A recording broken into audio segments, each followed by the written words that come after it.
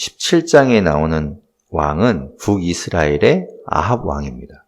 지난 시간까지 이제 아합 왕이 되는 것까지 이야기를 보았습니다. 아합 왕은 이제 요기에 있죠. 북이스라엘의 왕. 그러니까 요 때가 남유다로 따지면 여호사밧 때가 되겠죠. 요 때에 해당되는 이야기가 오늘 펼쳐지게 되는 이야기입니다. 17장에 들어가면 이제 가장 악했던, 가장 하나님을 떠나서 이방신을 섬기고 우상을 숭배했던 그 아합 왕 때에 그런 가장 암울한 시대, 종교적으로 아마 가장 힘들었던 그 시대에 가장 탁월한 선지자가 한 사람 등장을 합니다. 그 사람이 바로 17장 1절에 있는 길르앗에 우거하는 자 중에 디셉 사람 엘리야가 나타나게 되죠. 그 엘리야를 들어서 하나님께서 쓰시게 됩니다. 그 엘리야가 아합 왕에게 나와서 이야기하게 됩니다. 어떤 이야기를 하는가 하면 1절 끝에 보면 앞으로 수년 동안 내 말이 없으면 비도 이슬도 있지 아니할 것이다. 그러니까 앞으로 이제 가뭄이 계속될 것을 이야기하는 거예요. 그리고 나서 이제 그 이야기를 하고 아합 왕을 피해서 엘리야는 피신을 하게 됩니다. 3절에 보면 동쪽으로 가서 요단 앞에 있는 그릿 시냇가에 숨게 되죠. 그리고 그 숨어 있을 때에 하나님께서 그 시냇물을 마시는 동안에 까마귀를 보내서 이 엘리야를 먹게 하십니다. 그래서 6절에 보면 까마귀들이 아침에도 떡과 고기를 가져다 주고 저녁에도 떡과 고기를 가져와서 그것들을 먹으면서 이제 지낼 수 있게 되었죠. 그런데 이제 계속해서 비가 오지 않게 됨으로 인해서 그 그릿 시냇물도 말라버리게 됩니다. 그래서 이제 그것을 떠나게 됩니다. 이렇게 이 가뭄이 계속되는 것, 지금 여기에서는 정확하게 몇 년, 얼만큼 동안의 가뭄이 계속되었는지를 기록하고 있지 않지만 신약 성경에 가면 누가복음 4장 25절과 야고보서 5장 17절에 보면 이 가뭄이 3년 6개월 지속되었던 것을 기록하고 있습니다. 그러니까 3년 6개월 동안 비가 오지 않았던 것이죠. 자, 그렇게 이제 그릿 시냇가에서 있는 동안에 이제 그 물을 마시며 까마귀가 주는 것들로 이렇게 지내고 있다가 비가 오지 않음으로 해서 시내가 마르은 이후에 하나님께서는 엘리야에게 말씀하셔서 9절에 보면 너는 일어나 시돈에 속한 사르밧으로 가라 라고 말씀하십니다. 그리고 거기에서 머물라고 말씀하시면서 내가 그곳에 과부를 명령하여 내게 음식을 주게 하였느니라. 하나님께서 과부를 통해서 음식을 주도록 준비해 놓으셨다는 거예요. 그래서 사르밧으로 가라라고 말씀하시죠. 그래서 이제 엘리야가 사르밧으로 가게 됩니다. 10절에 보면 성문에 이를 때 거기에서 한 과부를 만나게 되는데 그 과부는 그곳에서 나뭇가지를 짚고 있었습니다. 그래서 엘리야가 그 과부에게 물을 청하죠. 10절 끝에 보면 그릇에 물을 조금 가져다가 내가 마시게 하라. 그래서 그 과부가 물을 떠러 갈 때에 또 하나 엘리야가 청합니다. 11절 끝에 보면 내 손에 떡 한 조각을 내게로 가져오라. 물도 가져오고 떡도 좀 가져오라 라고 이제 청한 것이지요. 그런데 이 과부가 12절에 이렇게 이야기합니다. 그가 이르되 당신의 하나님 여호와께서 살아계심을 두고 맹세하노니 나는 떡이 없고 다만 통에 가루 한 웅큼과 병에 기름 조금뿐이라. 그러니까 가진 것이 이제 거의 다 떨어졌다는 거예요. 그래서 지금 이 나무를 주워다가 나와 하나밖에 없는 그 아들을 위해서 12절 끝에 보면 음식을 만들어 먹고 그 후에는 이제 먹을 것이 없으니 이제 죽을 생각이었다라고 이야기하지요. 이상하죠. 하나님께서 분명히 먹을 걸 다 준비해 놓으셨다 이제 이야기하셨는데 없다라는 거예요. 그래서 엘리야가 그 여인에게 이렇게 이야기합니다. 가서 두려워하지 말고 13절 중간에 보면 먼저 그것으로 나를 위하여 작은 떡 한 개를 만들어서 나를 주고 나머지를 가지고 당신과 당신 아들을 위해서 만들어라 라고 이야기합니다. 믿음을 요구하죠. 이게 사실 쉽지 않은 일이죠. 얼마 안 되는 걸 가지고 이 다른 사람을 위해서 먼저 떼어준다라는 거 쉽지 않은데 그 여인이 그렇게 합니다.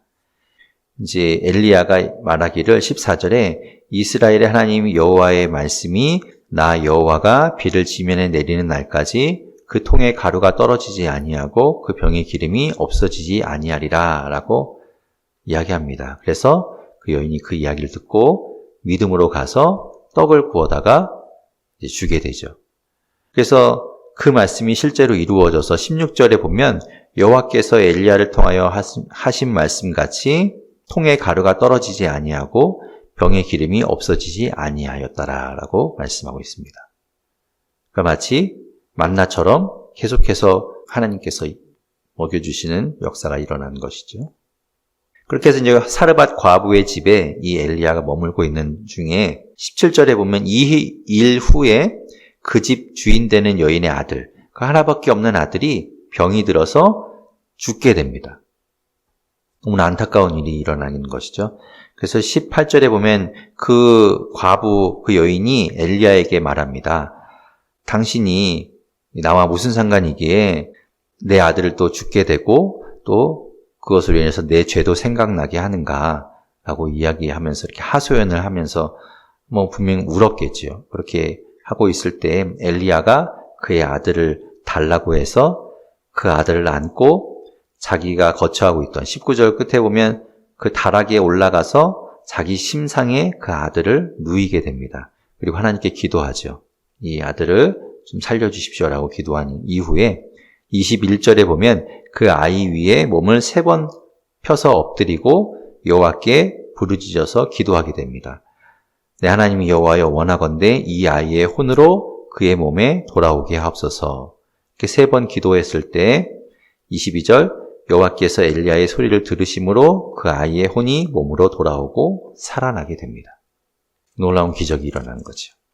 이것이 이 성경에서 첫 번째로 죽은 사람이 살아난 사건입니다. 나중에 또 그런 사건들이 있지만 성경에서 처음으로 등장하는 사건인 거죠. 죽은 사람이 살아나는 일이 일어나게 된 겁니다. 이 일을 통해서 그 여인이 이제 믿음이 단단해집니다. 그런 경험을 했기 때문에 그렇죠. 18장에 넘어가게 되면 많은 날이 지나고 나서 이제 3년째 되었을 때 아까 누가복음 4장과 야고보서 5장에서 3년 6개월 동안 가뭄이 되었다고 했는데 이제 여기서는 이제 대략적으로 3년이라고 표시를 하고 있죠.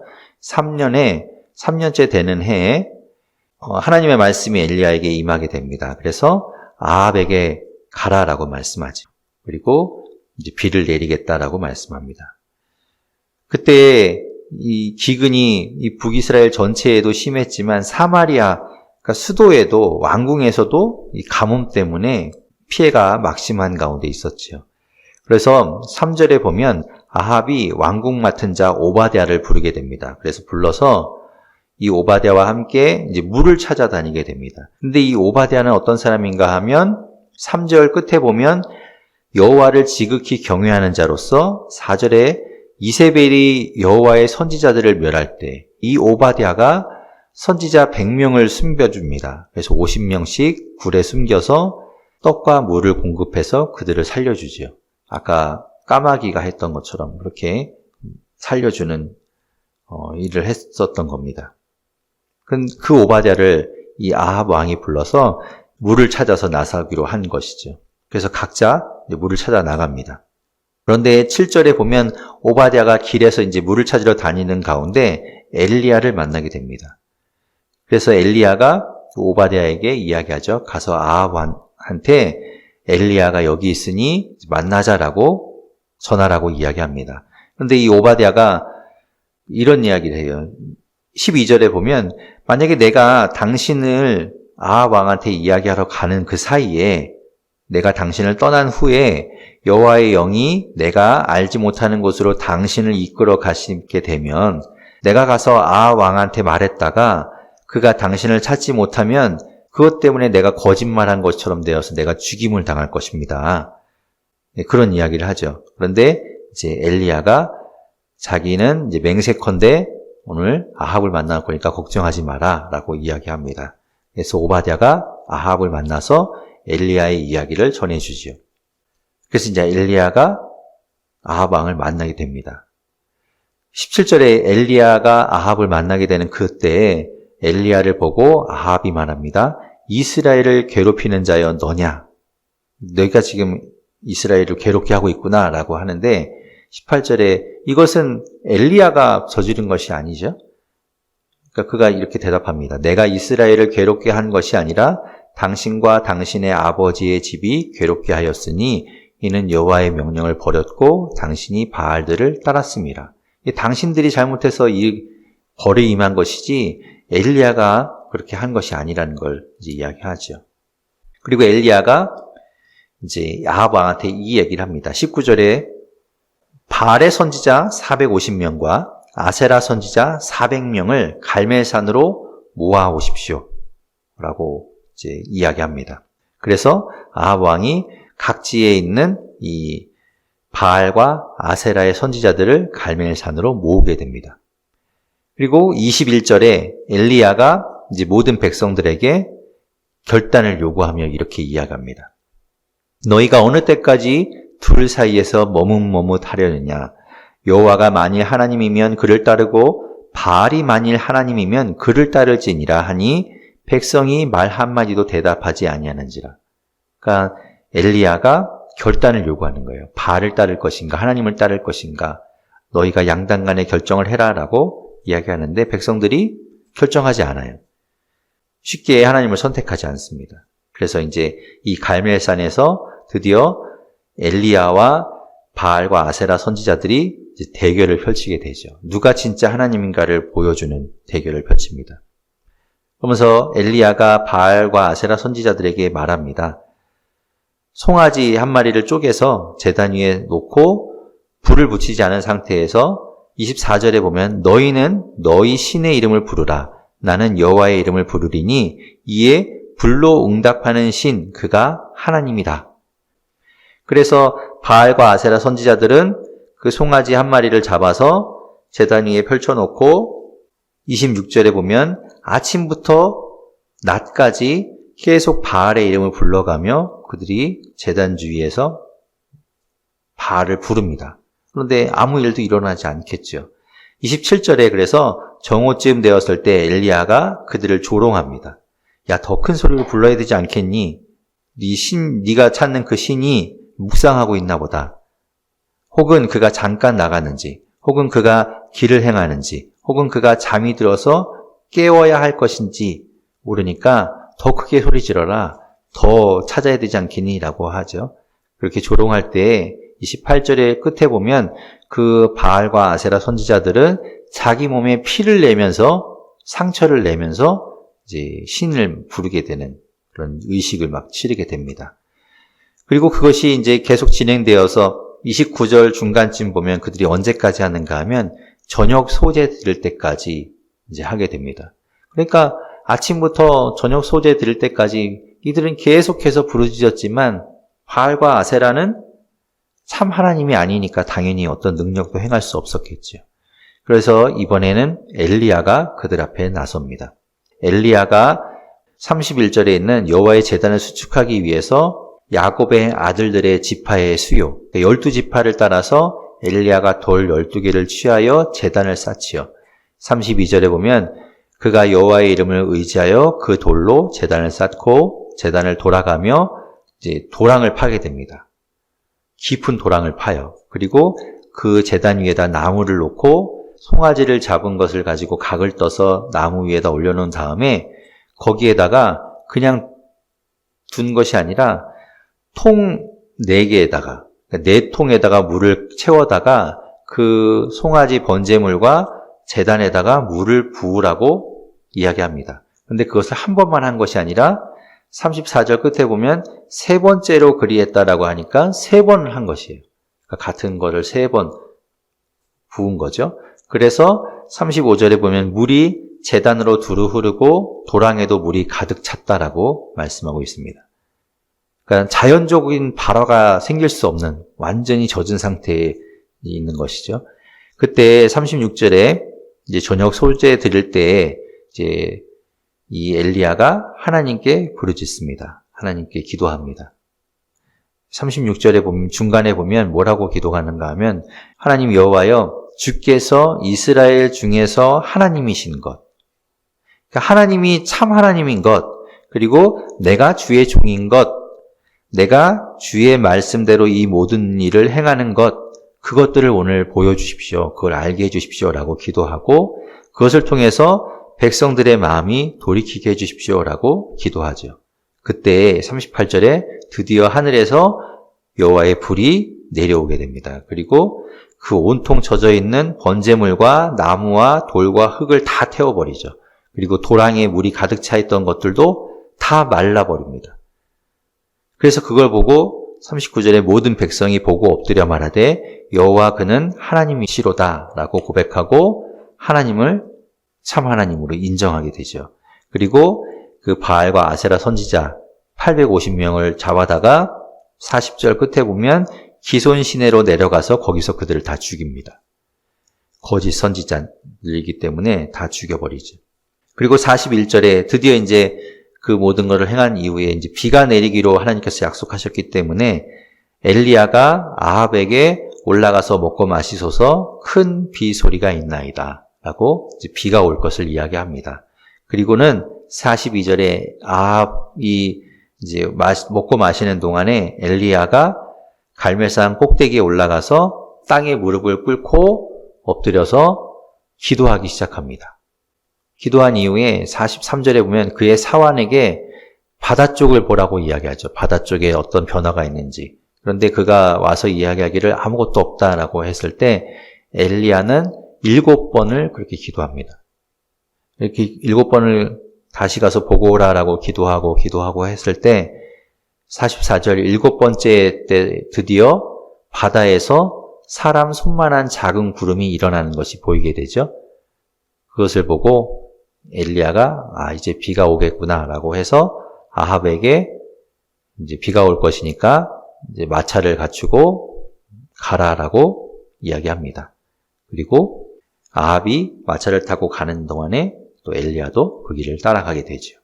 그래서 비가 내리고 이제 가뭄이 해소가 됩니다. 그래서 이제 19장에 가면 그 아합이 1절에 엘리야가 행한 그 모든 일과 그가 어떻게 모든 선지자를 칼로 죽였는지, 그 갈멜산에서 무슨 일이 있었는지를 이세벨한테 이야기해 줍니다. 근데 이세벨은 아주 아까 포악한 왕비였잖아요. 그 여호와의 선지자들을 안 그래도 멸절시키려고 죽이고 있었는데 이 이야기를 듣고 더 화를 내는 거죠. 그래서 2절에 이세벨이 엘리야에게 사신을 보내서 이렇게 이야기합니다. 내가 내일 이맘때에 반드시 내 생명을 저 사람들 중에 한 사람의 생명 같게 하리라. 반드시 죽이겠다는 것이죠. 그 이야기를 듣고 이 엘리야가 도망칩니다. 3절에 보면 그가 이 형편을 보고 일어나 자기의 생명을 위해서 도망하게 되죠. 그리고 부엘세바에 이르러 그곳에 자기의 사환을 머무르게 하고 자기는 4절에 보면 광야로 하룻길 더 들어가서 한 로뎀 나무 아래에 앉아서 거기서 이제 하나님 죽여주십시오라고 거기 앉아있게 되죠. 그래서 거기 4절에 보면 중간에 여호와여 넉넉하오니 지금 내 생명을 거두어 주시옵소서. 나는 내 조상들보다 낫지 못하니이다. 그러면서 이제 죽여달라라고 이야기합니다.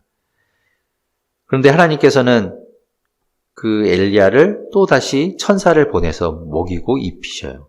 다시 힘을 내게 하십니다. 그래서 천사를 보내서 6절에 보면 그가 머리맡에 숯불에 구운 떡과 물 한 병이 있는 것을 보고 그것을 먹고 다시 눕게 되고 또 천사가 와서 그를 또 돌본 이후에 또 그같이 하게 되어서 8절에 그가 일어나 먹고 마시고 그 음식물의 힘을 의지하여 40주 40야를 가서 40일 동안을 계속 가서 하나님의 산 호렙에 이르게 됩니다. 호렙산은 신의 산을 이야기하죠. 하나님께서 출애굽한 이스라엘 백성들을 처음 만나셨던 그 이스라엘 백성들과 만났던 그 신의 산, 그 호렙산에 도착하게 되죠. 거기에서 머물 때에 하나님의 말씀이 그 엘리야에게 임하게 되면서 엘리야를 부릅니다. 9절 끝에 보면 엘리야야 네가 어찌하여 여기 있느냐라고 부르시죠. 그런데 10절에 보면 그가 대답하되 내가 만군의 하나님 여호와께 열심히 유별하오니 내가 그동안에 하나님 말씀대로 열심히 했는데 이는 이스라엘 자손이 주의 언약을 버리고 주의 제단을 헐며 칼로 주의 선지자들을 죽였음이오며 오직 나만 남았거늘 지금 다 죽고 나만 남았습니다. 나만 남았거늘 그들이 내 생명을 찾아 빼앗으려 하나이다. 나도 죽게 생겼습니다. 라고 이야기하지요. 그때 하나님께서 엘리야를 만나십니다. 그래서 11절에 보면 너는 나가서 여호와 앞에 서 산에 서라 라고 말씀하시죠. 그래서 이 서 있는 엘리야에게 하나님께서 나타나십니다. 그런데 11절 중간에 크고 강한 바람이 산을 가르고 바위를 부수고 막 요동을 쳤지만 그 가운데 하나님이 계신 것이 아니었고 바람 후에 지진이 일어났지만 지진 가운데 하나님이 계신 것이 아니었고 12절 지진 후에 불이 났지만 불 가운데에서도 하나님이 계시지 않고 불 이후에 세미한 소리가 있게 됩니다. 그 세미한 소리를 통해서 하나님은 엘리야에게 말씀하시죠. 그래서 다시 한번 아까 9절처럼 엘리야야 내가 어찌하여 여기 있느냐라고 말씀하셨을 때 14절에 엘리야는 10절과 같은 똑같은 이야기를 반복합니다. 하나님께 제가 열심히 유별했는데 이렇게 돼서 나만 남았고 내 목숨까지도 저들이 빼앗으려 합니다. 라고 이야기하죠. 그때 하나님께서 이 엘리야에게 너는 내 길을 돌이켜 광야를 통해서 15절에 다메섹에 가라 라고 말씀하십니다. 그리고 이 엘리야에게 3가지 사명을 주십니다. 그러니까 지금까지 이렇게 하나님 말씀대로 살다가 지쳐서 이제 어떻게 할 수가 없어서 죽여달라고 이제 죽고 싶다라고 하는 이 엘리야에게 하나님께서는 다시 사명을 또 주시는 거예요. 3가지 사명을 주시는데 첫 번째는 뭔가 하면 15절 중간에 다메섹에 가서 이르거든 하사엘에게 기름을 부어 아람의 왕이 되게 하라는 거예요. 첫 번째가 이겁니다. 그러니까 아람 왕이 하사엘이 되도록 그에게 기름을 부어라. 그리고 두 번째 사명은 16절 너는 또 님시의 아들 예후에게 기름을 부어 이스라엘의 왕이 되게 해라. 지금 아합 왕이 있는데 그가 아니라 예후가 왕이 되도록 그에게 기름을 부어라. 그리고 세 번째는 16절 중간에 아벨 무홀랏 사밧의 아들 엘리사에게 기름을 부어 너를 대신하여 선지자가 되게 하라. 이 3가지 사명을 주시죠. 그리고 18절에 하나님께서는 이 나만 혼자 남았습니다라고 말하는 엘리야에게 내가 이스라엘 가운데 7,000명을 남겨두었다라고 말씀하십니다. 너만 있는 게 아니라는 거죠. 하나님께서는 이 7,000명의 사람들을 남겨두고 있고 그들은 다 바알에게 무릎을 꿇지 아니하고 다 바알에게 입맞추지 아니한 자라. 그들이 있다라는 거예요. 남은 자들이 있다라는 거죠. 하나님께서 그 이야기를 하십니다. 그러니까 엘리야가 힘이 났겠죠. 나만 있는 게 아니구나. 그래서 엘리야가 힘을 내서 19절에 거기를 떠나서 사밧의 아들 엘리사를 만나게 됩니다. 근데 엘리사는 그때 뭘 하고 있었는가 하면 그가 19절에 보면 12겨릿소, 겨릿이 2마리라고 했으니까 12쌍의 그 소가 끄는 소를 가지고 밭을 갈고 있었는데 그를 만나게 돼서 19절 끝에 보면 그에게 자기의 겉옷을 던지게 되죠. 그리고 엘리사가 엘리야를 알아보게 됩니다. 그리고 달려와서 그에게 청하기를 20절에 보면 중간에 나를 내 부모와 입맞추게 하소서. 그러니까 작별 인사를 하겠습니다. 그리한 후에 내가 당신을 따르겠습니다. 라고 하고 엘리야가 그렇게 하도록 합니다. 21절에 엘리사가 그를 떠나 돌아가서 한 겨릿소를 가져다가 잡고 소의 기구를 불살라 그 고기를 삶아 백성에게 주어 먹게 하고 그 후에 일어나서 엘리야를 따르며 이제 엘리야의 수종을 들고 엘리야 후계자가 되는 것이죠. 자, 20장에 넘어가게 되면 아람 군대가 있습니다. 아람 나라가 있고 그 아람과 이스라엘 가운데 이제 전쟁이 일어난 이야기가 펼쳐집니다. 20장 1절에 보면 아람의 벤하닷이라는 왕이 그의 군대를 다 모으고 이제 사마리아를 쳐들어오게 됩니다. 그러니까 북이스라엘을 쳐들어오게 되죠. 북이스라엘 아합 왕에게 사신을 보내서 3절에 보면 내 은금은 내 것이요 내 아내들과 내 자녀들의 아름다운 자도 다 내 것이다. 그러니까 너의 것은 다 내 거다라고 이야기합니다. 그리고 이제 그것을 달라라고 이야기하죠. 5절 끝에 보면 너는 내 은금과 아내들과 자녀들을 내게 넘기라 라고 말합니다. 그런데 그걸 해줄 수가 없잖아요.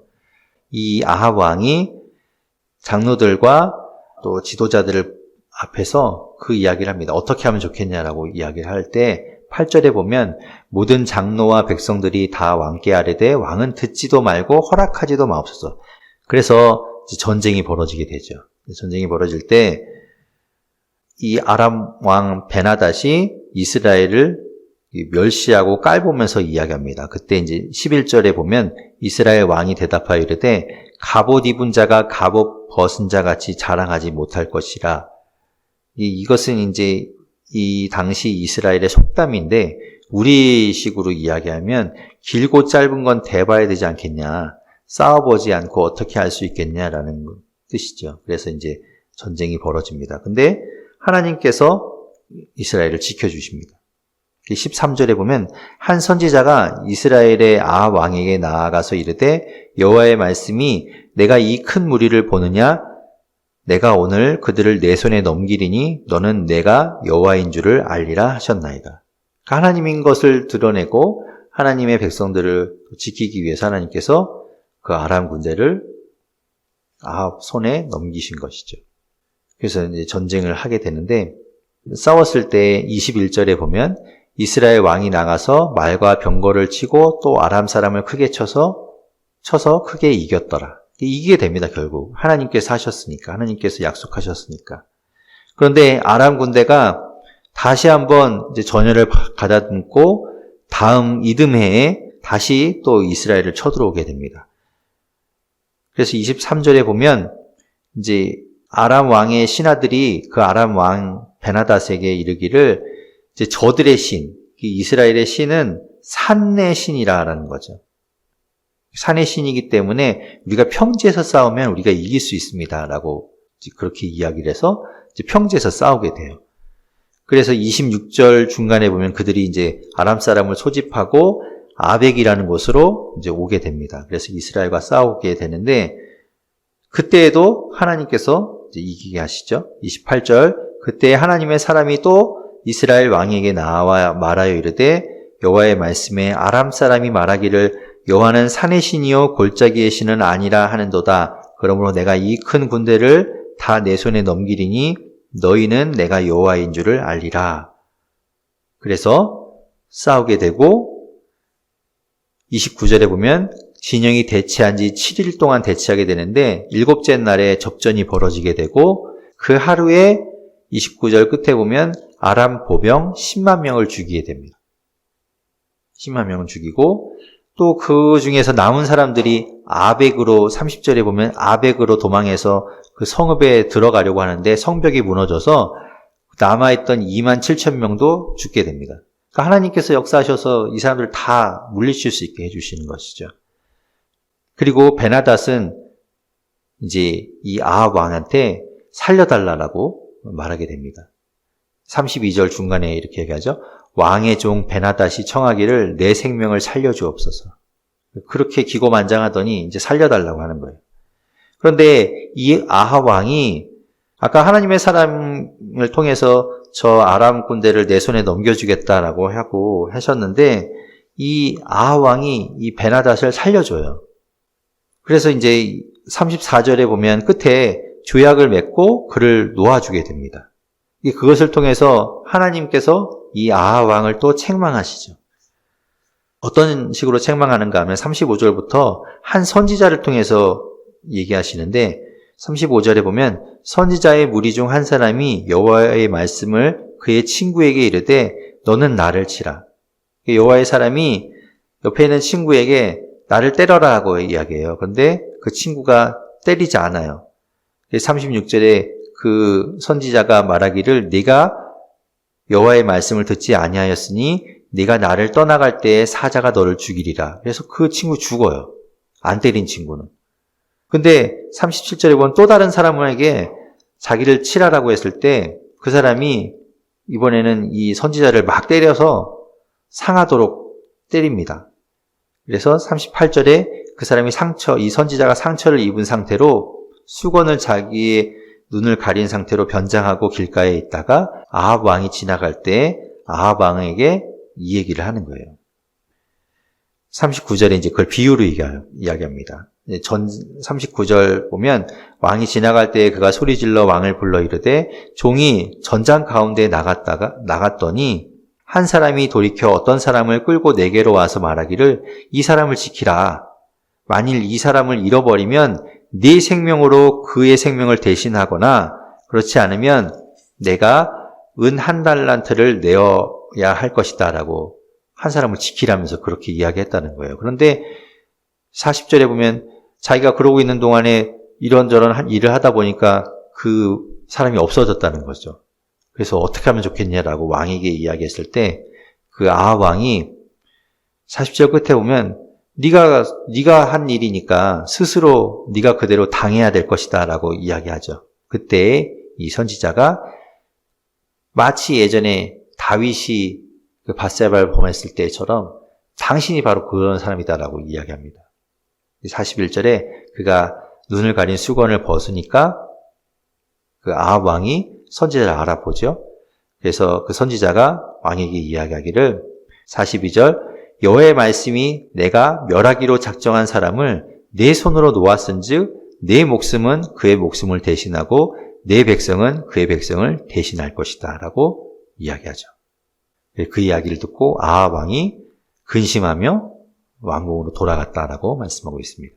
21장에 가면 그 후에 이런 일도 있었다라면서 이야기하는데 이스라엘 사람 나봇이라는 사람이 있었고 그가 가지고 있는 포도원이 있었어요. 근데 그 포도원이 사마리아에 있는 아합 왕궁 옆에 가까운 곳에 있었던 것이죠. 그래서 이 아합 왕이 그 포도원을 차지해서 2절 중간에 보면 그 나봇에게 말하기를 내게 주어서 내가 그곳에다가 채소를 심어서 채소밭을 삼게 해달라라고 이야기합니다. 만약에 네가 준다 그러면 내가 더 아름다운 포도원을 줄 것이고 그걸 돈으로 달라 그러면 내가 돈으로 주겠다라고 했는데 3절에 나봇이 뭐라고 얘기하는가 하면 내 조상의 유산을 왕에게 주기를 여호와께서 금하실 것입니다. 그래서 왕에게 줄 수 없습니다 라고 거절을 하죠. 그래서 그 이야기를 듣고 아합이 되게 근심해요. 4절 끝에 보면 아합이 근심하고 답답하여 왕궁으로 돌아와 침상에 누워 얼굴을 돌리고 식사를 아니하니. 그러니까 근심하고 그냥 어떻게 해야 되지라고 고민하고 있는 거죠. 근데 그의 아내가 이 이세벨이 그 이야기를 듣고 나서 8절에 보면 아합의 이름으로 편지를 써서 그걸 봉한 다음에 나봇이 살고 있는 그 성읍의 장로들과 귀족들한테 그 편지를 보냅니다. 그리고 어떻게 하는가 하면 그 편지에는 금식을 선포하고 9절에 보면 금식을 선포하고 나봇을 백성 가운데에 높이 앉힌 이후에 10절에 불량자 두 사람을 그의 앞에 마주 앉히고 그에 대하여 증거하기를 이 나봇이 하나님과 왕을 저주하게 하였으니 그를 돌로 쳐 죽여야 됩니다라고 거짓으로 이런 것들을 다 꾸미게 만드는 거예요. 그래서 나봇을 죽이게 만든 거죠. 그래서 그렇게 해요. 그래서 나봇이 죽습니다. 그대로 죽고 16절에 보면 아합은 나봇이 죽었다 함을 듣고 곧 일어나 이스라엘 사람 나봇의 포도원을 차지하러 그리로 내려갔더라. 그래서 그 나봇이 죽었으니까 이제 그 포도원을 차지하기 위해서 이 나봇의 포도원으로 가게 된 거죠. 그때 17절에 여호와의 말씀이 엘리야에게 임해서 그 나봇의 포도원으로 가게 되고 그 포도원에서 아합 왕을 만나게 됩니다. 그리고 아합 왕에게 이제 하나님의 말씀을 전하게 되죠. 19절에 어떤 말씀을 전하는가 하면 이제 세 가지 예언을 전하게 되는데 19절 중간에 보면 여호와의 말씀이 개들이 나봇의 피를 핥은 곳에서 개들이 네 피 곧 내 몸의 피도 핥으리라. 그러니까 네가 죽을 것이고 내가 죽은 곳에서 개들이 네 피를 핥게 될 것이다 라는 것을 이야기하죠. 그리고 또 두 번째로 어떤 걸 이야기하는가 하면 21절 중간에 보면 내게 속한 남자는 이스라엘 가운데 매인자나 노인자를 다 멸할 것이다. 그러니까 네 가문이 이제 다 멸절할 거라는 걸 알려줘요. 그리고 세 번째로 23절에 보면 이세벨에 대해서도 여호와께서 말씀하여 이르시되 개들이 이스라엘 성읍 곁에서 이세벨을 먹을 것이다 라고 이야기합니다. 그래서 24절에 아합에게 속한 자로서 성읍에서 죽은 자는 개들이 먹고 들에서 죽은 자는 공중의 새가 먹으리라 이렇게 하나님께서 말씀하시죠. 그러니까 그 가문이 다 멸절할 거를 말씀하십니다. 그 이야기를 들은 아합이 27절에 보면 그의 옷을 찢고 굵은 배로 몸을 동이고 금식하고 굵은 배에 누우며 또 풀이 죽어 다니더라. 그래서 그걸 보고 하나님께서 또 이 아합을 또 불쌍히 여기세요. 그래서 29절에 보면 아합이 내 앞에서 겸비함을 내가 보느냐 그가 내 앞에서 겸비함으로 내가 재앙을 저의 시대에는 내리지 아니하고 그 아들의 시대에야 그의 집에 재앙을 내리라. 그러면서 재앙을 그 아들대로 유예해 줍니다. 한번 미뤄줘요. 자, 22장에 가면 아람과 이스라엘 사이에 전쟁이 없이 3년을 지낸 이후에 2절의 셋째 해에 유다의 여호사밧 왕이 이스라엘 왕에게 가게 됩니다.